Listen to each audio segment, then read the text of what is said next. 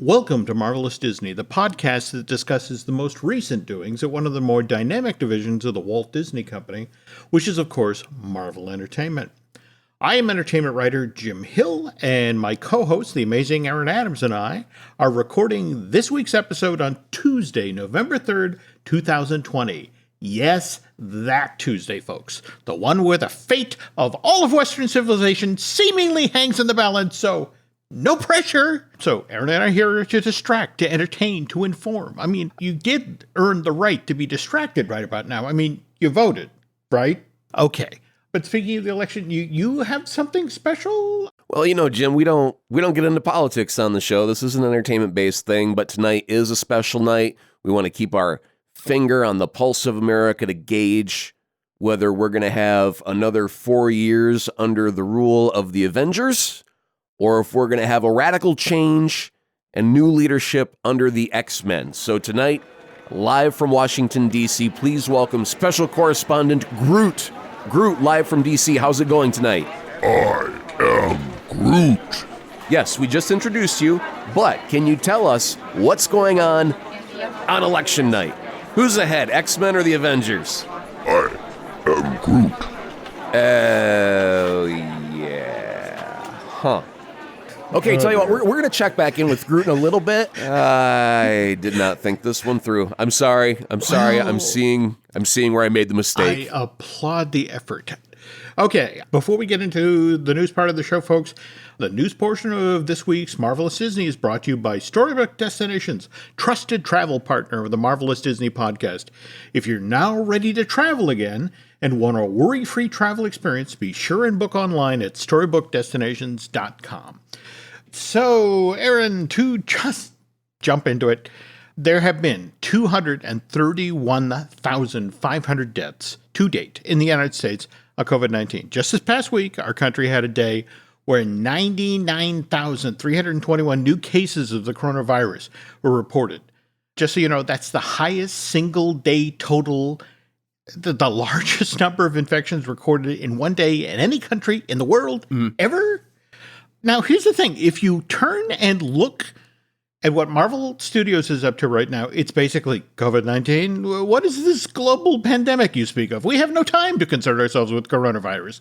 We have lots of limited series and major motion pictures to make. I mean, seriously, if you've been paying attention to, what's gone on over the last 2 weeks, I mean, we had Moon Knight, which August of 2019 at the D23 Expo, that's when Kevin Feige told the 6,000 people who were in Hall D23 that this limited series was mercenary Mark Spector. Is that the character, Moon Knight? Well, he's got multiple personality disorder, so really, he's got a couple of names he could go by if he wanted to go that way. Okay, all right. So now, 14 months later, Moon Knight is finally ready to move from development into production. So last week, it was revealed that Oscar Isaacs, who played Resistance leader Poe Dameron in the most recent Star Wars trilogy, he's been cast as the lead. No. Back that up, Jim. You introduced him wrong. Don't introduce him as a Star Wars person. Introduce him as the two other Marvel characters he's already played.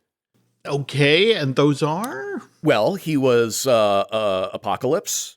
Oh, God, from the X-Men right. side. He was also Spider-Man 2099 at the end of Spider-Man Into the Spider-Verse. See, this is why I work with this man. Okay. This is his hat trick, for crying out loud. This is his third time in a Marvel film, finally in the proper MCU. Right? Again, I stand corrected. Okay. Well, additional news about Moon Knight. Mohamed Daib has been hired to helm this series, while Jeremy Slater will serve as Moon Knight's showrunner. Meanwhile, while Moon Knight is gearing up to begin production, word came out of Prague on October 23rd that Falcon and the Winter Soldier, another limited series that Marvel is prepping for Disney Plus, has finally wrapped production.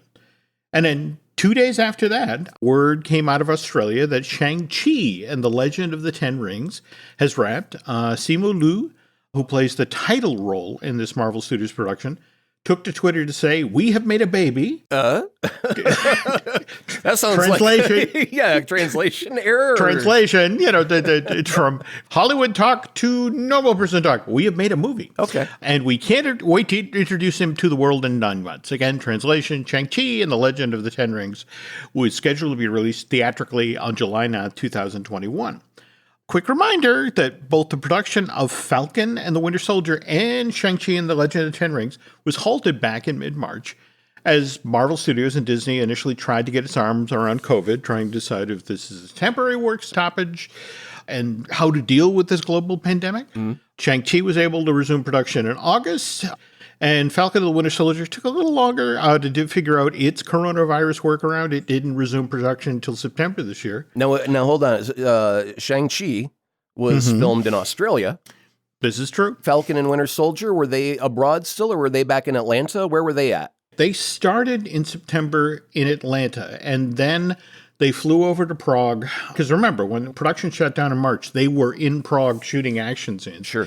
So they had to button up that stuff. And I think with the having to travel and quarantine for 2 weeks, made that a little more onerous. But they started in Atlanta and finished up in Prague, and now evidently they've got everything they need. So apparently the climax of the series will take place in a series of hotel rooms, because that's where they were just crashing while they're waiting for the corona to get off. That's right.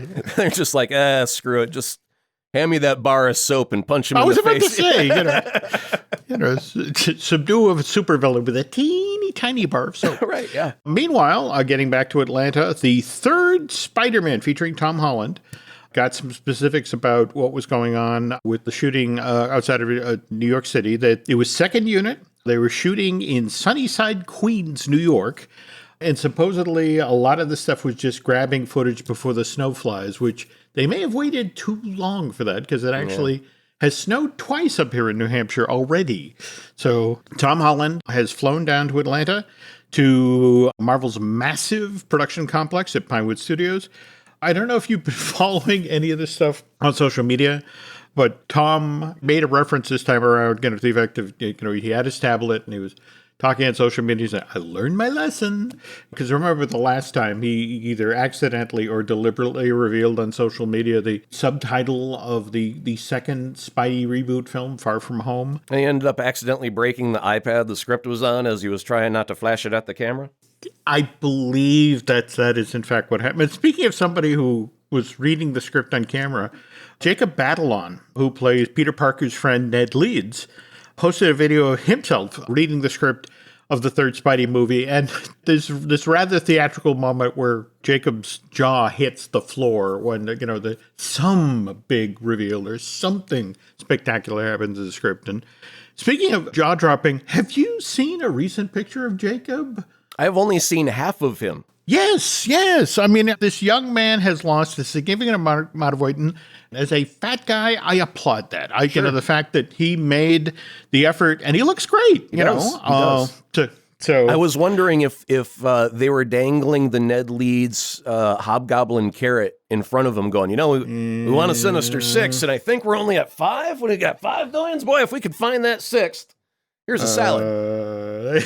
I mean, you got to look good in the tights, right? I mean, motivation is motivation. And if that's the path that then leads to Hobgoblin, that could be cool. Sure. Anyway, getting back to Sony's third Spider-Man reboot, initially we heard that this film was shooting under the working title Serenity Now.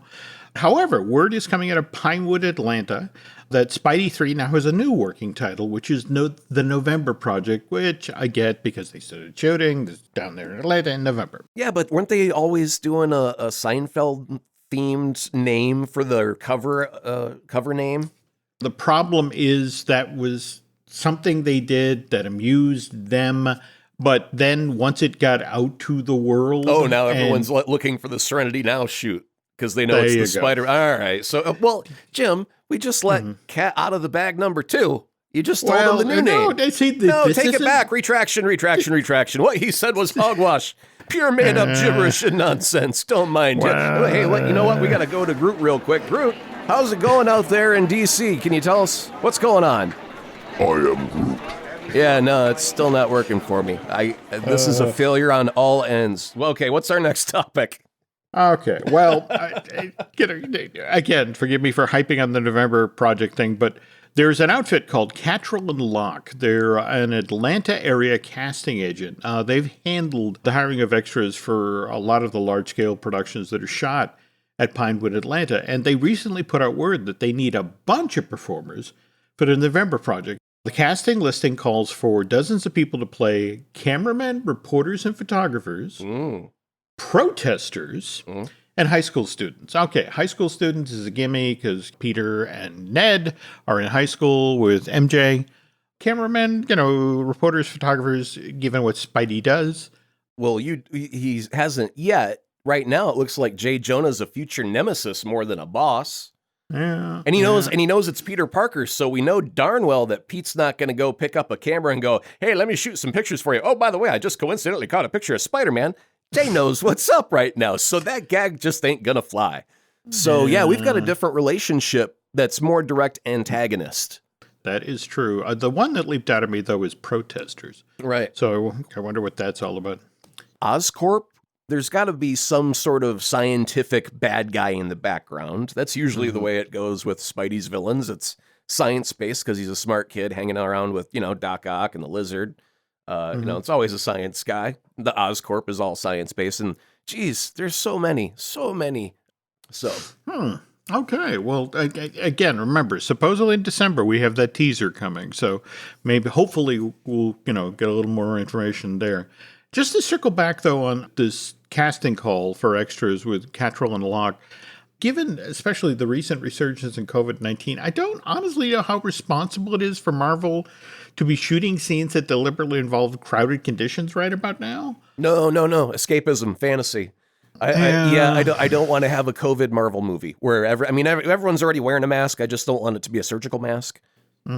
Yeah, let us escape. And really, if you're going to keep Black Widow out of theaters until COVID is over, there is no point in shooting a COVID relevant movie right now because you're looking at it in the rearview mirror by the time you get there. I did call friends at Marvel Studios. They assured me that they are following all of the current industry-accepted pandemic precautions on these productions. But that said, Jurassic World was doing the exact same thing. They resumed production in the UK and back in July at the Pinewoods over there.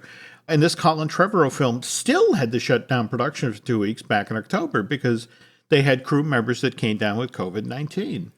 But at the same time, in fact, it's interesting you bring up, the Black Widow thing, because if you talk with the folks at Marvel, their attitude right now, and this has to do with the gearing up of the limited series and the aggressive number of theatrical releases that they're doing. And it's like, look, potentially, and again, hopefully Groot will give us some insights here later, but there could be a new resident in the White House soon, and which could lead to a national mask mandate, or for that matter, there could be a workable COVID-19 treatment plan, or God willing, an actual coronavirus vaccine by next spring.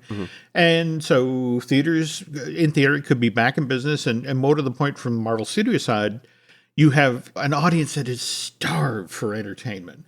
And so it's, the whole notion of let's make sure we have these top quality limited series and likewise all of these theatrical films ready to go in the pipeline for 2021 and beyond. And speaking of which, beyond 2021, did you see on October 24th, Marvel put out word that they are looking for screenwriters, ideally African-American writers. The project that they're looking for these screenwriters for, and also, to be honest, talented African-Americans to handle photography, production, that sort of thing. This is for Blade. Oh, for Blade. Okay, now this makes sense. And Jim, you write for a living. You know how to put words to paper. My career has also involved decades of writing. And I have never, ever been a woman. And sometimes I have a hard time with the perspective of a woman because I've never experienced it. And so in those times when I have to write from the perspective of a female, every single time I take my script and I run it by female colleagues and go, is this right? Did I do well or did I do something wrong? And if they say, oh no, you got it all wrong, I have them educate me as to what I got wrong and why, and then I change the script accordingly. And I really believe that if you're doing a movie that's predominantly African-American characters, you probably should have some African-Americans on the team creating the stuff because they are it.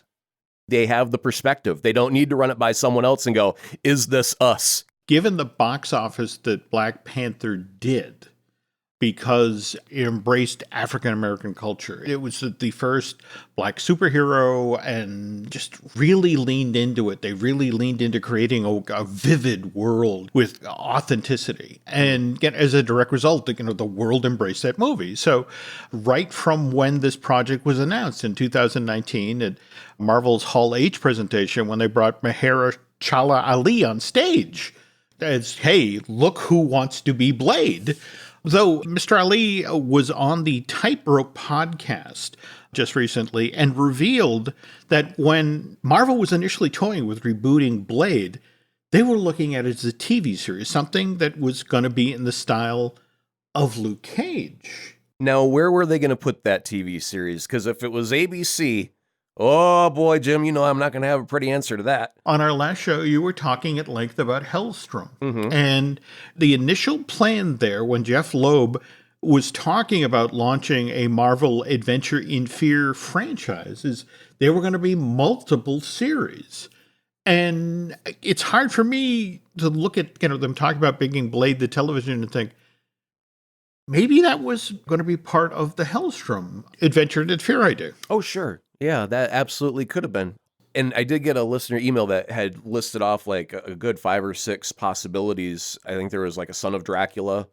There was a Man-Wolf or, Werewolf by Night. There were some distinct possibilities. And what it essentially sounded like to me was the Universal Classic Monsters, but Marvel.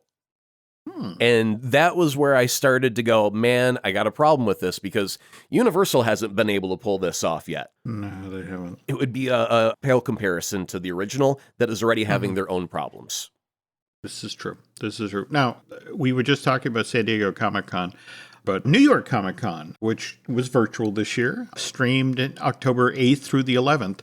And there was this wonderful panel, which you can go watch right now, where Patton Oswalt served as the host, and it was all about Marvel's M.O.D.O.K, the stop-motion show from the super talented folks at Stupid Buddy Studios. They have 2 clips from the actual show in it that establishes both the world and the premise. And it's kind of a supervillain-based take on The Office. But Patton Oswalt is the perfect M.O.D.O.K. I cannot stress enough how much fun this is. And he's really leaned into owning this role. There's a brand new M.O.D.O.K comic book coming out on December 2nd. It's called M.O.D.O.K Head Games. Number 1 will drop on December 2nd. And it's actually written by Patton and Jordan Blum, who's the showrunner on Marvel's M.O.D.O.K. And if you want to take a look, get a taste of it now, you can actually go to Marvel.com, and just today, they put up the first 5 pages of M.O.D.O.K Head Games Volume 1. But seriously, look at that, and then go check out Marvel's M.O.D.O.K video from New York Comic-Con that's on YouTube. And it's like, I cannot wait for this show to show up in 2021. So, speaking of Marvel Comics, Aaron, you have an idea that you'd like to share with the Marvelous Disney listeners that sort of relates to that, which we'll get to on the second half of today's show. This episode is brought to you by LifeLock. It's Cybersecurity Awareness Month, and LifeLock has tips to protect your identity. Use strong passwords, set up multi-factor authentication, report phishing, and update the software on your devices. And for comprehensive identity protection, let LifeLock alert you to suspicious uses of your personal information. LifeLock also fixes identity theft, guaranteed or your money back. Stay smart, safe, and protected with a 30-day free trial at LifeLock.com/podcast. Terms apply. This podcast is brought to you by Carvana. Carvana lets you buy your next car on your terms. Explore a massive inventory online, filter for what matters, and find your perfect match. Then choose delivery to your home or pick it up at one of Carvana's iconic car vending machines. Every car also comes with a 7-day money-back guarantee, so you can make sure it's the right fit. Buy your car on Carvana. Delivery or pickup fees may apply. Limitations and exclusions may apply. See our 7-day return policy at Carvana.com. Carvana. Breathe deep. Imagine your legs more limber in Duluth Trading Double Flex Denim.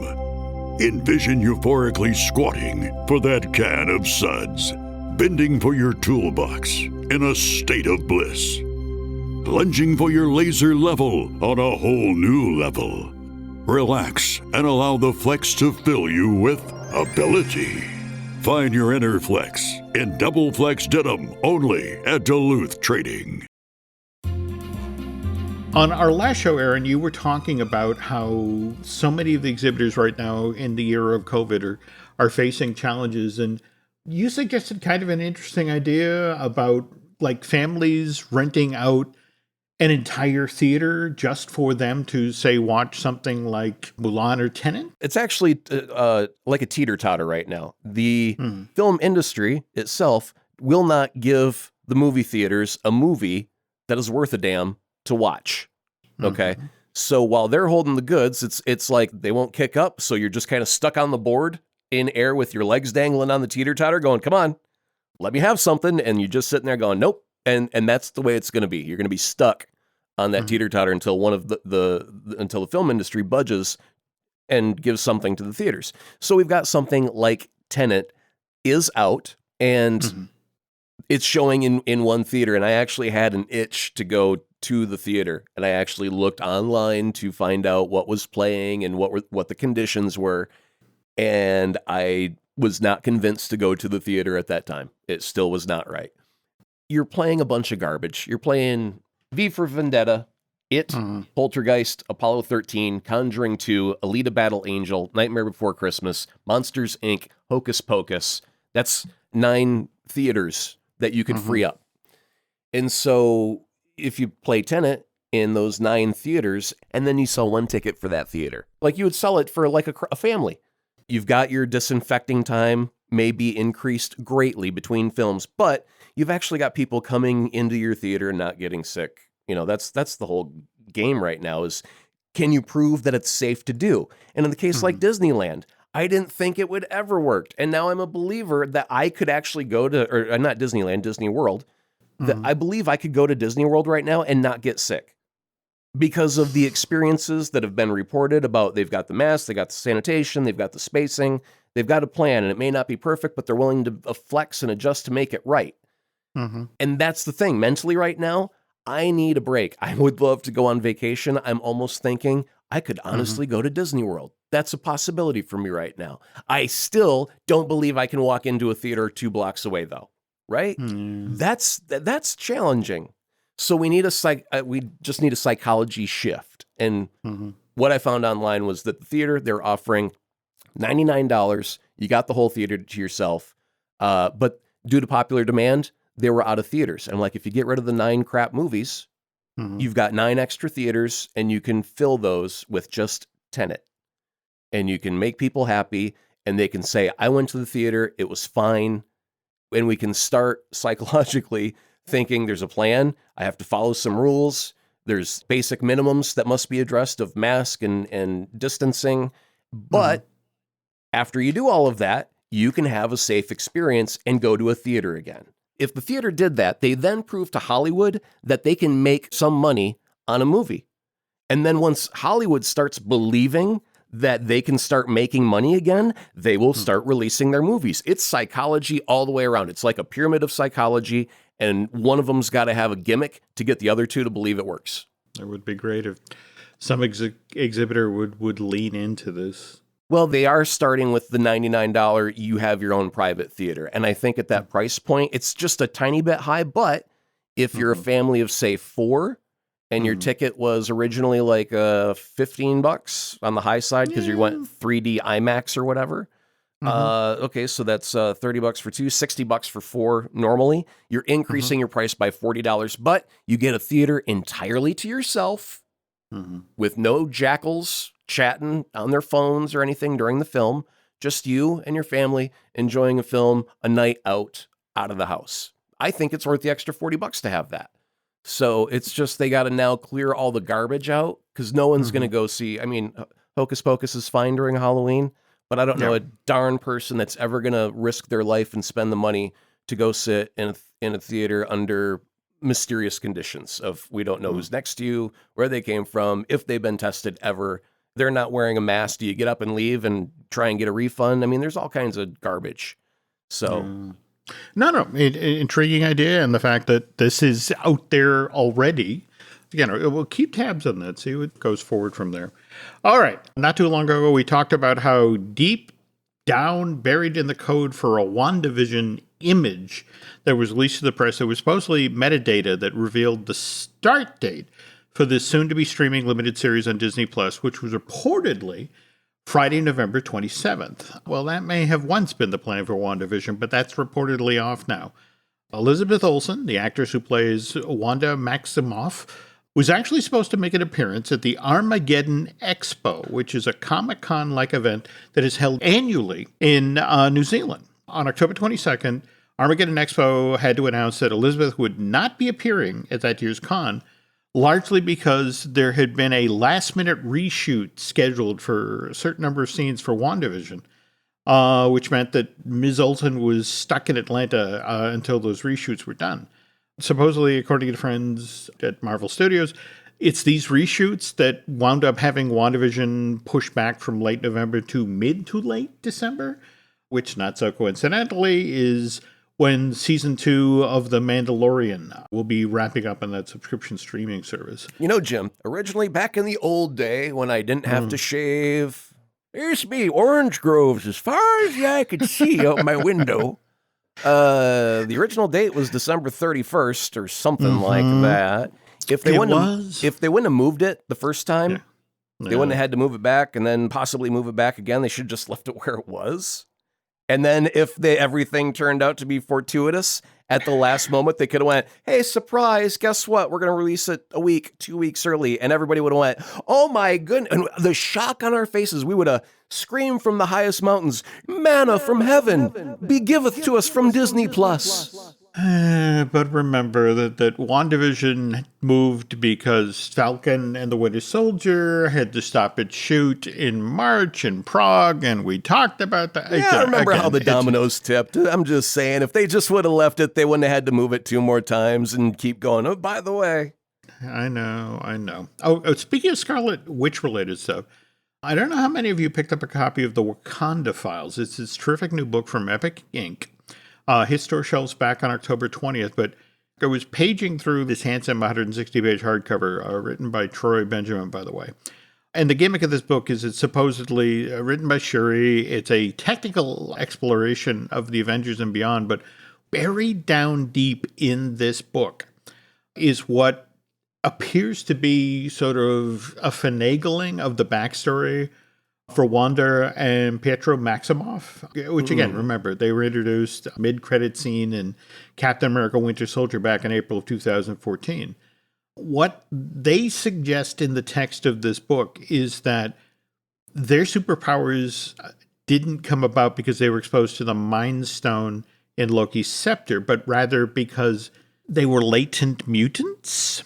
So let's see. When officially were they able to use the word mutants? After they acquired Fox, which was not all that long ago. When did the book come out? Very recently? Came out October 20th of this year. Yeah, well after the Fox acquisition. Yep, absolutely. Let's retcon this stuff and start calling them mutants. What's being suggested now is that it's the Scarlet Witch character which may be used in the future as a way to bring the X-Men into the Marvel Cinematic Universe. With the idea that, if Wanda can acquire her superpowers because of latent mutant ability, well, it stands to reason there's got to be other mutants out there in the Marvel Cinematic Universe. Well, maybe her daddy has some sort of weird problem walking by a refrigerator without having his head slam into it. I don't know.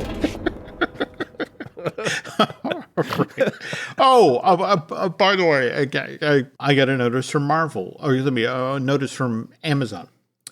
And because of my previous purchases on Amazon, they went, just wanted to let you know that Marvel's Black Widow, the official movie special book, has been released today on November 3rd, 2020. And would you like to order a copy of that? And it's like, near as I can figure, somebody typed this into the computer months and months ago. Because remember, Black Widow was, after being moved out of its May 1st release date this year, was supposed to be released on November 6th. So makes perfect sense that Titan would be releasing this official movie special book just 3 days before the movie hit in theaters.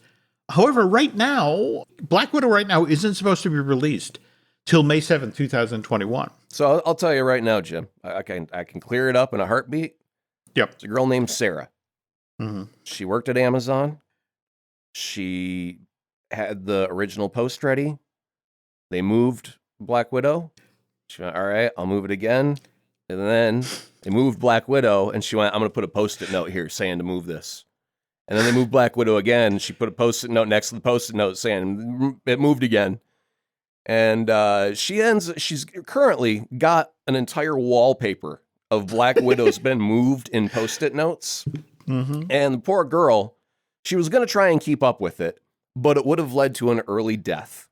And she saw that, so she just stopped the insanity and she just let it be until someone has a real date. And when May starts coming around, she's going to send you another one if the movie actually comes out that says, hey, for real this time, Jim, it's out. Well, what I'm hoping is, again, clerical error, and that this book, and again, I ordered it literally within like a minute of getting this notice and got an acknowledgement back quickly from Amazon to the effect of, yes, we have placed your order and we'll let you know when it's shipped. And I'm hoping over the next day or so that it actually ships, where somebody puts it together. Wait a minute, that movie doesn't come out till May 7th. You know, it's really weird that you're talking about a book, about a movie and reading it, because I've got an idea that's really a lot like what you're talking about, Jim.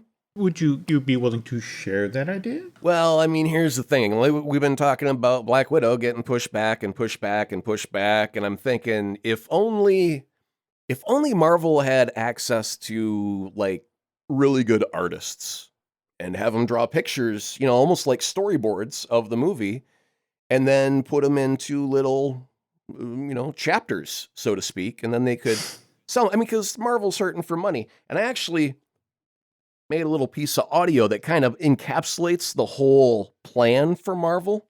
Very experimental, very cutting edge here, okay? So people will call me crazy. Here we go. With Black Widow being pushed back until May of 2021, many fans are looking for a way to satisfy their cravings for new MCU content that is still out on the horizon. What many movie fans don't know is that Marvel Studios hires dozens upon dozens of talented artists who meticulously storyboard these cinematic events well before cameras ever start to roll. In order to bring you a few glimpses of what the MCU still has in store, Marvel will be packaging these various drawings and printing them to page in small booklets using paper and ink technology. This project is known as Marvel Cartoons of Movies in Chapters, or abbreviated more simply as Marvel Comics. Cartoons of Movies in Chapters, or comics, will be published in small story arcs on a monthly basis. You'll be able to subscribe to Marvel Comics and have these chapters sent straight to your home. Be on the lookout for this new paper and ink technology known as Marvel Comics. Trademark, patent pending, all rights reserved, copyright like right now, lorem ipsum ipso facto. You're supposed to have a lorem ipsum ipso facto, right? Oh, all the time. It's a side dish, I recall. So obviously it's a slight joke, but you actually had proved this point a little bit on the last show, because you were talking about how they were lowering the price of their subscription for their digital print, their digital comics. And what my whole idea is that Marvel is more than just movies. It's comic books. And they hire people to do this amazing art of previs and all that. And they publish stuff all the time. So yeah, that's my little bit about Marvel Comics. Cutting edge idea of cartoons of movies in chapters. I get the point you're making, and this is definitely food for thought. Anyway, folks, want to thank you for taking some time to hang out with Aaron and I on this obviously very important, very special evening. Oh, before we wrap up, we should check in one more time, because this election is so important, because it's the determining factor of, do we have another 4 years of living under the Avengers, or are we going to follow the X-Men into a bright new age? We're going to cut in one more time. Groot on the election floor. Any updates? I am Groot. Yeah, Jim, I have failed on every level. Oh, I don't know if failed would be the term I use. I always, again, just please do. You got him to come on the show. Well, So, happy election day, my friend. happy election day to you as well. All right, folks. Remember, Aaron and I will get a new one of these out the door, and by then, hopefully, get 2 weeks' time, we'll finish counting the ballots, or so they say. They think. But in the meantime, if you're looking for other things to listen to, we have a number of podcasts here at the Jim Hill Media Podcast Network. We, of course, have The Mothership, Disney Dish with Len Testo. We have Fine Tuning, which I do with Drew Taylor, which is about animation news. We have Looking at Lucasfilm, which I do with Dan Z, where we talk about the Star Wars films, and likewise Universal Joint with Dustin Fuse. We just recorded a brand new one of those, and I Want That with Shelley Valladolid about Disney merch, and we're working on a new one of those and get it out the door fairly soon. If you could head over to Bandcamp and subscribe, that would be helpful. You can find us on Twitter and Instagram as Jim Hill Media, and over on Facebook at Jim Hill Media News. And Aaron, I guess that'll do it for tonight. But thanks for bringing Groot on. That was great to hear from him. So. Next time I'm going to get Rocket, and we'll get some real answers. Yes.